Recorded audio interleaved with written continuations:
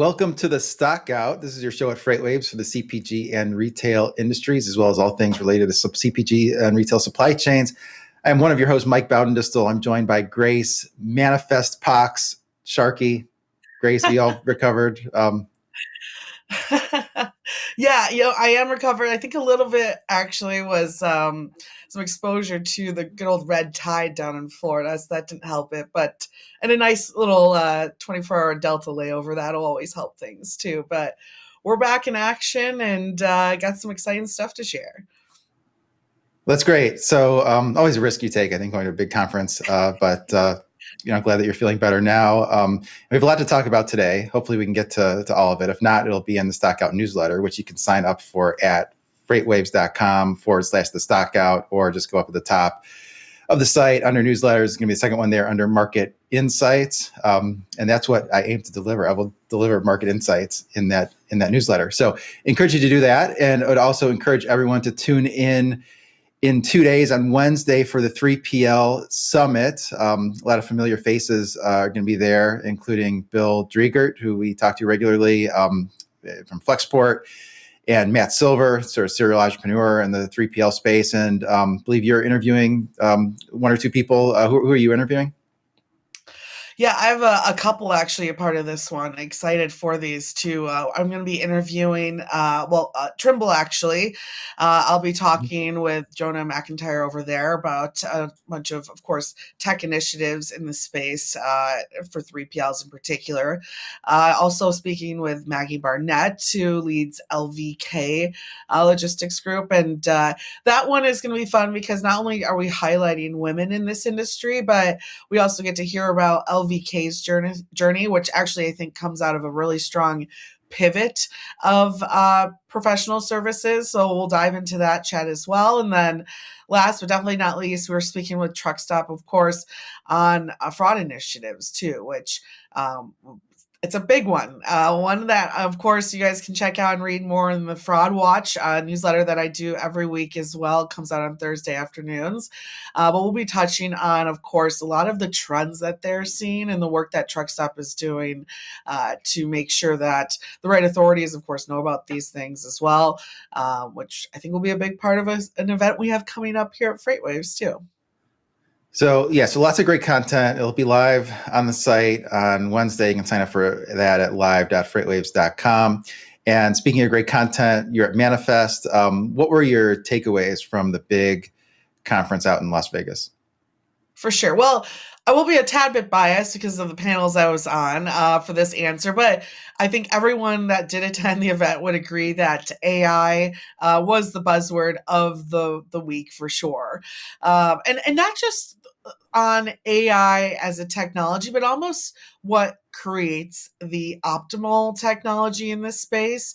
I did a really interesting panel on data and, of course, how companies are working together to fill these gaps of I don't want to say misinformation, but lack of information when it comes to more of like visibility products and especially the products that we're working to create to help shippers in particular figure out, how to navigate this interesting tariff scenario that we're experiencing here in the United States. And what I mean by that, right, is having a more agile supply chain. So how do we build the technology to create that outcome? And I will say I was happy to hear from a number of companies, tech companies in particular, on, I don't want to say flaws, but almost just problem solving the technology that they're building. For instance, there's a company that talked about a ocean visibility product that they have in particular, and that a big part of their partnership with a large ocean carrier was that they're able to see why certain data sets were coming over, quote, incomplete, or you could say false, right? How do these systems work together? How is information siloed in certain groups and organizations that stop us from having the outcome that we like to see in the technology? And a big part of that discussion, I think, was just partnerships in general. And a lot of the tech companies I talked to, I mean, those who hold partnership roles were rocking and rolling that week, right? Not just, of course, working closer with customers and shippers, but talking with other technology and data companies out there to build better products in the long run too. So I was happy to see that. Of course, generative AI, conversational AI. We've talked about Happy Robot and FleetWorks and a number of technologies like that. That was, of course, a highlight of the event as well. And I think that's mostly because from a lot of people I'm talking to, I mean, that's becoming table stakes technology. I think in the last couple of years, we talked about, right, knowing where your trucks are, being able to communicate that to your customer. That was the visibility, right, during the COVID era was a big thing. Now it's all about this new technology. How can we take tech that we see from whether it's Gemini or ChatGPT or from even groups like Microsoft? How can we use those in our everyday decision making, especially for those in the 3PL and logistics 4PL space as well? So wasn't too surprised by any of that. I think where stuff gets a little fun there is a lot of the robotics that we're starting to see more and more of in the warehousing space, and not just the actual physical robotics, which I will say, Optimal had like Boston Dynamics had like those dogs walking around the whole thing, which made me, Mhm. I won't lie, Tad, those types of robots make me a tad nervous, but they were just flowing around with the crowd. So I will say that technology right in that space works. Is it working 100% in the warehouse? Are people using that technology? I would say I was happier with a lot of the robotics that I could see, and almost just the robotic process automation technology software in particular that was being displayed at the event. And we're looking at more so in the like packing sorting space as well. ArcBest, I believe covered this as well. ArcBest had their new forklifts there, which they are now using sensors on those forklifts to take 3D dimensions of pallets, right, coming on and off trucks, and being able to break down what's in that pallet, and of course make sure that there's space and future space for the shipments that are coming into various warehouses. Drones was also a big part of that too. Gather AI and a few other companies like that use drones to go around and count inventory and get a better idea of what inventory you have on your shelves, being able to utilize all that tall space and not have to worry about sending a human up on a really tall ladder to get a number, but just deploying drones in that space. I was happy to see a lot of that technology, right? I love the dogs, right? We all love the dogs in theory. I don't know how present they are within the warehouse space, but I think there was a lot of technology that did touch on that. Another thing I did, of course, hear about, and I think we'll talk about this even a little bit more in the show if we have time, is a big discussion just about the human labor that is pushing and behind our industry.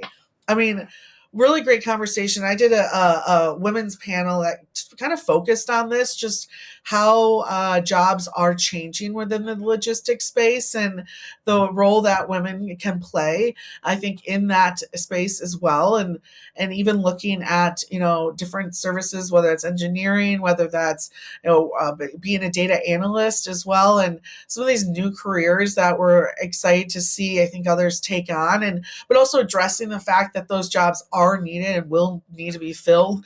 I think in order to see any of the technology that even was at the event come to fruition over time too. So the things I didn't see, though, I think were pretty eye-opening. For coming to this event a few times, I very rarely, there's a few companies there, but definitely nowhere near as much autonomous vehicles as in the past. I think we've covered that quite frequently here at FreightWaves and showcased there's only so many players left in that space. So I think when it comes to going to events like this, if your competition is slowly falling off the face of the earth, probably not the best event for you to go to and maybe spend money on. And I think that was obvious and apparent in the autonomous vehicle space. Another thing that I've heard a lot on panels, even just subject matter as a whole, was sustainability, and that wasn't brought up, I think, in the green initiative way that it's usually has been brought up at previous events. It was spoken up almost more of an outcome of AI, right? If we are collecting inventory numbers better, if we're using technology, AI to make better supplier decisions, if we're constantly thinking ahead of where and how we can diversify our suppliers across the globe, then I think we're seeing the outcome of that feedback in maybe the sustainability space, right? We're eliminating waste through this technology. It's less of like kind of the like go plant a tree that we've all seen in the past couple of years. So I think those are my biggest takeaways from the event. But for sure, if you had an AI bingo card, you probably won bingo quite a few times that week. That's for sure. Yeah, I haven't been to Manifest. It does sound like kind of a mini CES or a CES that's focused on freight. And, all this is really critical to the retail space because they want to have the warehousing and vertical warehouses that are close to consumption centers that as soon as you press a button, it's to the consumer very quickly and fulfilled very quickly. You talk a lot about sustainability. One thing that's not sustainable is freight fraud, which, you do the freight fraud newsletter, and then we're having a freight fraud symposium in May. Now, this one is in person, unlike the 3PL Summit in 2 days, which is just virtual. Still a little bit early, but what can we expect from Freight Fraud Symposium? Well, I'm very excited about this, especially it's a 1 day event, which will allow us to really, I think, teach and educate our audience on exactly how you should be looking and attacking freight every single day within your four walls. A number of the guests that we've had participate in the Fraud Watch newsletter, so go check that out. We also have past articles up that you can read, past newsletters on the site too. But a lot of those individuals will be at the event. I know Truck Stop, Highway are both big sponsors of it. Overhaul will be there as well, sharing tips, but also I'm hoping with our speakers that you actually leave there with actionable items on what you can do, not only for your, if you're a carrier or you're a 3PL, or even if you're a shipper and you're just trying to make sure that you're staying on top of who is touching your goods and, of course, who's qualified for that and planning for the inevitable as well. I think that comes with this space. We should leave there with a lot of ideas of how to fight fraud and where to take that to. I think that's a big part of this discussion, right? Is like, we always say, if you see something, say something. Well, who am I saying it to? So I'm hoping that people leave there with a better action plan for when they run into these problems and a better idea of how to resolve a lot of these issues as well. Sounds very helpful.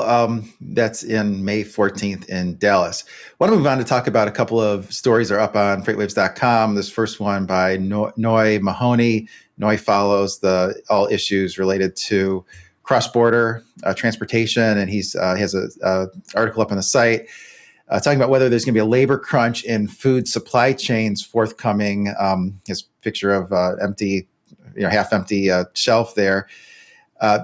So in this, he's talking about the illegal immigration, the fact that there's big push now to deport illegal immigrants, and thinks that in particular, some of the areas that could be hurt by this are food and agriculture, and draws the comparison to what happened after Brexit, where Brexit cracked down, the UK cracked down on migrant labor that was coming into the country, and it particularly hit agriculture and food supply chains. And so the sort of speculation is that this could happen again, this time in the US, and the food supply chains are vulnerable to this because of just the concentration of immigrants, large portion of which are undocumented, that are working in the food supply chain. And this estimate from the Center of Migration Studies is kind of eye-opening. Says over 8 million illegal immigrants work in the U.S. economy. That's about 5% of the workforce. And then it's estimated that of Florida's agriculture workforce, 37 to 47% are non-citizens. Now, it's not clear how many of those are here illegally, but this is something that could potentially cause a labor crunch, could potentially cause inflation in the economy as a whole if there's just upward pressure on blue-collar wages. But do you have any quick thoughts on this, of whether this is going to just lead to inflation in food prices, or not have a meaningful impact at all? I mean, it's tough. This is one I think that we'd have to see play out. I will say what I hope, and I feel like I've found so far with this administration, is that they are willing to hear groups, and I think a number of groups that would fight if this were to become a tough workforce problem. It is something that, of course, I think we do fear most out of the immigration discussion, right? In particular. So I just don't see it maybe getting to that point before maybe decisions would be reversed or changed in that matter. I am, of course, worried about the inflation. We're already starting to see some aspects of it. I know that there is I should find it, and hopefully maybe we'll post it or share it in a newsletter. But there's Costco has recently been kind of shown as the before and after tariffs, and so I don't think companies are afraid to throw that extra value or price on there in order to maybe secure themselves a little bit in this area. Again, I think it's too soon to officially call what the outcome of this could be. But it is an interesting case study. It did, of course, like you said, happen in other economies as well. So I think that we would see inflation first before we start to see a shortage, unfortunately, though, of foods, and I think a long-term shortage, right? Something compared to come back in the next couple of days, it'll be there, compared to something where it's like you won't see this in weeks. Yeah, a lot of moving parts there. I mean, the tariffs could increase inflation, the labor situation could increase inflation, but all the people losing their jobs in the federal government could reduce inflation. So just a lot of moving parts there. This other story that's going to talk about now, Michael Rudolph has an interesting one, is Amazon on course to upend the LTL industry. And so he's asking, specifically, is Amazon going to become a for-hire LTL carrier? So kind of directly related to what we talked about here on the Stockout. And I guess what's surprising to me is this for-hire aspect. I mean, Amazon has taken delivery of a lot of equipment over the years. They've done a lot of logistics themselves. But my understanding was always that the idea was that they'd have kind of this base load of volume every day, that even on the slowest day, Amazon moves a certain number of millions of packages. And so you would have the transportation capacity in-house to handle this sort of base load of volume. And then when there are spikes in demand for seasonality and those things, those would be sort of farmed out to some third-party logistics. So it's a little surprising that they would maybe have the capacity to do the LTL that they need internally, then go above and beyond that and use it for someone else, being just more of a transportation company. And I guess some of the reason that there are these rumors is that there were job postings that seemed very credible, that it seemed like they were beefing up their capabilities in LTL. JP Morgan analyst Brian Ossenbach, who's been around a while, has talked about how the LTL stocks, this could be an overhang on the stocks, because once you get kind of this perception out into the minds of investors that you have this overhang that Amazon is coming, therefore Old Dominion shouldn't be worth as much as it was previously. It's just hard to get that viewpoint out, and it just persists. And you sort of do see this Old Dominion stock chart has been under some pressure the last several months. But I just wanted to see what you thought about that. Yeah, you see it dropped from kind of low 200s to the latest of $183. But were you surprised when you saw this, that Amazon would become a for-hire LTL carrier specifically? I mean, it's not confirmed. It sounds like it's just rumored. But what do you think about this? Yeah. Yeah, I think I agree with you completely on the for-hire aspect. I did find that odd, especially just a lot of the talks that I've had and I've heard of a lot of the, I guess, I don't want to say promotions, but programs that they have in place in order to literally avoid that for hire aspect. I will say though, I've met more people in the Amazon space. I don't want to uncover too many different things, but I will say what I found about Amazon is they're constantly kind of thinking of something new, whether that is what they're using inside their warehouses, how they're planning their global supply chains, and to see this as a discussion, I will say I have heard right that there has been deep discussions on this situation or this LTL aspect of for Amazon in the future too. So I definitely think the talks are happening, but I also think that Amazon is constantly looking around the corner and staying ahead. So I wouldn't say there's any invalidness to the postings or the discussions that they're having to possibly look into this space. But again, it just feels so outside of what we've seen them do, and how they handle, of course, their own volume and outsource as well. And I honestly think that's smart of them, unless they want to become more of this transportation service provider. But yeah, I think the talks are happening. Wouldn't 100% put my dollar behind it happening tomorrow, but not surprised by Amazon's leadership looking into this space. And speaking of Amazon, you brought to my attention this buy with Prime, collaborating with a number of brands. So what's the difference between just the typical Prime, and then is buy with Prime a different program that's on top of that, or how would you describe that? So I think really this is almost a way for brands to be. It's another channel of fulfillment, I guess is the best way of saying it for brands in particular. Another way to leverage the Buy with Prime platform and the Prime benefits that Prime members also get, but of course offer through that current channel. I think it's smart. I've noticed this more and more on Amazon's site, right? Like as you maybe look up your favorite brands in particular. I want to say I was like looking at Marc Jacobs or something the other day, looking at purses, go figure, something I don't need.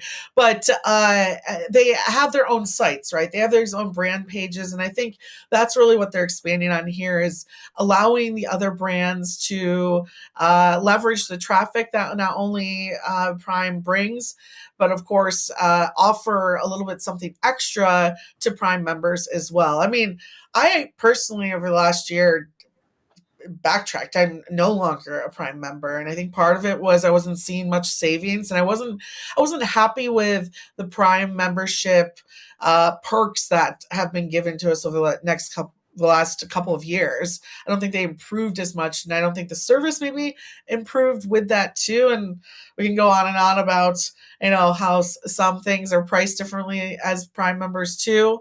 But I think this is a way of offering maybe something new within the Prime offering for not only consumers, but also allowing merchants to take a chance at grabbing that share too. The turnover, I think, for carts, right, adding a number of these brands is big. All of these are really great brands in particular too, especially I think a lot of them in the apparel and wellness and makeup and beauty space too. So not surprised if we see more of these moving forward. I think you're part of a very small minority that's canceled their Amazon Prime. Like I've seen stats on that the churn is very low. Yeah. But I also think it's probably going to save you a lot of money, because one of the stats that I've seen while working on the Stockout is that the average person with Amazon Prime spends about $2,000 a year on Amazon. A person with the Amazon account that does not have Prime spends about $500 a year. So it'll be interesting to see over the next year if you in fact spend a lot less on Amazon, just because when you have that Prime, it's just so easy to just click with one thing and you feel like you're getting a good deal because you're not paying for shipping on a lot of things. So very interesting. I have about a minute left. We're just going to quickly summarize a couple of presentations from last week, one of which was the state of freight, another which was Zach Strickland on Freightonomics. So I just want to bring up the OTVI index, which is tender volume. So this is a measure of freight volume demand. And suffice it to say, it has been a disappointing February tender volume down 4% in the past week and down 8% year over year. So this is worse than seasonality, even though February is the worst seasonal month. And it's not quite clear what's happening here. It could be people getting a little bit nervous with the DOGE reduction in government spending. A lot of that's tied to freight that translates very quickly. Government spending is about 35% of GDP, and it just translates very quickly to the freight demand. But when you pull up a couple other charts, there's maybe the counter argument is that the tender rejection rate still nicely above where it was the past couple of years, and that's why the guys talked about how this hasn't upended the thesis that there could be tightness in the freight market later this year. And then also the National Truckload Index for spot rates, that's been on sort of the similar slope you have seen the past couple of years. So this chart would indicate that there's nothing out of the ordinary seasonally. So near-term weakness, but no change to the overall bullish thesis for the year from the perspective of the freight carriers. And what I want to add to that too, for all those carriers out there watching this, if you are watching any of our shows and are looking at Sonar charts and wondering how you can, of course, get more information and apply those to your business, well, happy to, of course, announce Adam Wingfield is partnered with FreightWaves for the playbook. So make sure you guys go check that out.